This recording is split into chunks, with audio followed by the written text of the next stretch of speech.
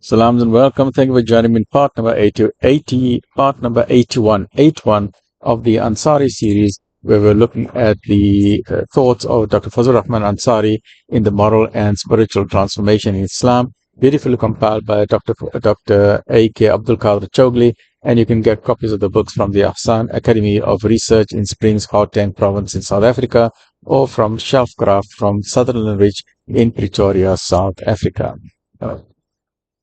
May Allah subhanahu wa ta'ala reward all the compilers of the books, the effort that they've made in writing, publishing, compiling it, and the ones who financed it, Anwar Essa from Shelfcraft and various other people who compiled it, and even the Dr. Fazlur Rahman Ansari, Mullah Alim Kalim Siddiqui, and so many others. May Allah subhanahu wa ta'ala reward all the scholars, the promoters of the book, the publishers, the editors. To write a book, it takes a very, very long time. It is an intellectual jihad. So to write a book is jihad, is the intellectual jihad. It is not an easy task. May Allah subhanahu wa ta'ala reward all of them, for those who are financing upholding the banner of Islam and who are ensuring that knowledge, but it is only knowledge and education, this is important.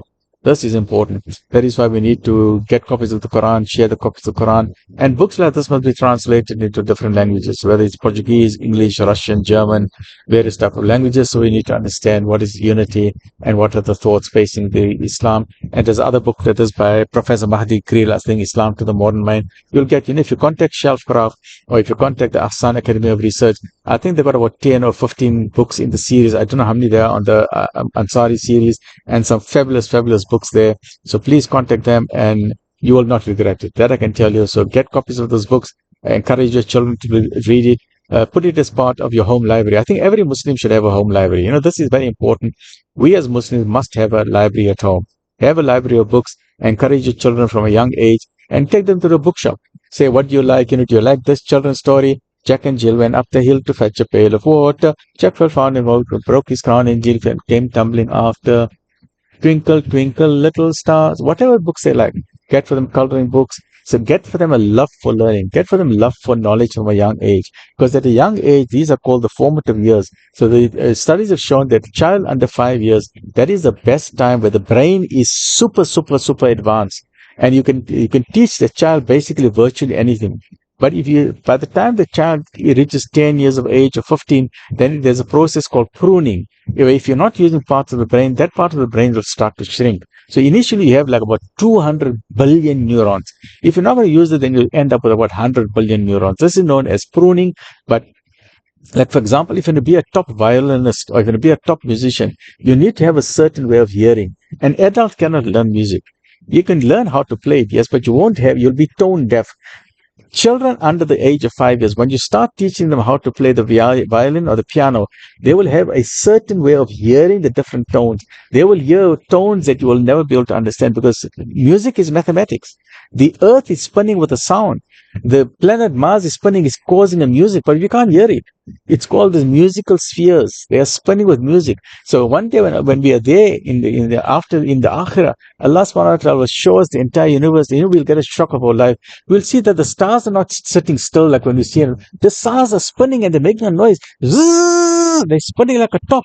They're not sitting still. And then we'll see the stars are spinning, the earth planet is spinning, the moon is spinning, everything at high speed. Whereas here we think, oh, nothing is happening. But the universe is dynamic, it's moving. And so the whole thing is, if you encourage your children for any sport or any activity, teach them to have a love for knowledge, to have a love for reading from an early age. Right? So let's continue with the principle of unity. So belief in Islam is not belief unless it has to be clearly and positively proclaimed with one's tongue and considered as a truth with one's heart. And Dr. Ansari then appeals to us as the people, and in his part of his lecture he says, and I quote, "My brothers and sisters, Islam has provided clear guidance in this connection. There is no scope of misunderstanding or misinterpretation concerning unity amongst Muslims. Therefore, the punishment for the community in violating this principle is severe. If there was any possibility of different interpretations about the principle of unity, then the punishment would have been lighter. But here the punishment is very severe." Right? Very, very thought-provoking. We need to ponder over that. So may I say, with all sorrow and grief and great sense of shame, and he continues with his lecture, he says, and I say with all sorrow and grief and great sense of shame. Oh, I don't know if you heard that, a loud motorbike went past. The Muslim community has been chastised very severely by Allah subhanahu wa ta'ala because we have violated the divine law. We behave like hypocrites and proclaim one thing and act in another way. If you say one thing and act in another way, then you don't have integrity. Integrity means you must do what you say and say what you do. We know that the manner in which we are acting is not what we have been prescribed by in Islam. Our ulama have divided the category of munafiq, the hypocrite, into two types. We have the munafiq fil aqidah, the hypocrite in belief, and the munafiq fil amal, the hypocrite in action. There are those who say that they are Muslims, however, violate the law, the Sharia, in the deeds, the amal. Consequently, the history of the Muslims in this world has to be read in this light. Do you know that the community that the Prophet ﷺ built up can be considered to be a community of supermen? They were giants in their field. They were so different from other human beings. They possessed a tremendous power of Iman Billah, which is belief in Allah subhanahu wa ta'ala, that the greatest of obstacles and the mightiest of armies could not withstand their impact. The whole world trembled before them, although they were just a handful. And we know this from history. I mean, the Sahaba Ikram, Nabi Sallallahu Alaihi Wasallam transformed them from wild Bedouin Arabs into dazzling diamonds. You know, the leaders of the world, these were the same ones who were the Bedouins. Imagine riding camels and horses. And the great Roman Empire fell to their knees. The great Persian Empire fell to their knees. All the wealth, the gold of the Persian Empire came to Medina. The wealth of the Roman Empire came to Medina. Imagine. These were the ordinary people. Bilal radiallahu anhu, Salman al-Farsi, Abu Darda, Abdurrahman bin Auf, various giants. You know, we know Hamza radiallahu anhu passed away, Shaheed in battle of Uhud. The cousin of Nabi Ja'far bin Abi Talib in the battle of Muta, Zayd in the battle of Muta, Abdullah bin Rawaha in the battle of Muta. But the other giants, they continued holding up the banner of Islam. Abu Bakr Siddiq, Umar bin al-Khattab, Uthman bin Affan, Ali bin radiallahu anhu, Hassan bin Hussein, all these giants, alhamdulillah, alhamdulillah, alhamdulillah. So the progress continued during the time of Sayyidina Umar bin al-Khattab radiallahu anhu and the Khilafat of Sayyidina Uthman bin Affan radiallahu anhu. Issues came up on the basis of which the Ummah gave the appearance of division, and Sayyidina Uthman radiallahu anhu became the first martyr with the dagger of a so-called Muslim.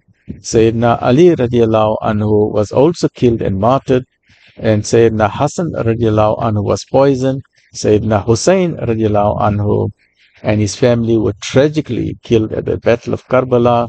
All his family, I think there were 72 and he's 73, and they were killed by those who called themselves Muslims. To be sure, the reason for all of this was that ego came into it, shaitan came into the blood of the people. So we need to ponder as to what is causing the unity of Muslims and what is causing our misunderstandings and what is causing disunity. Stay well, look after yourself. Alhamdulillahi Rabbil Alameen.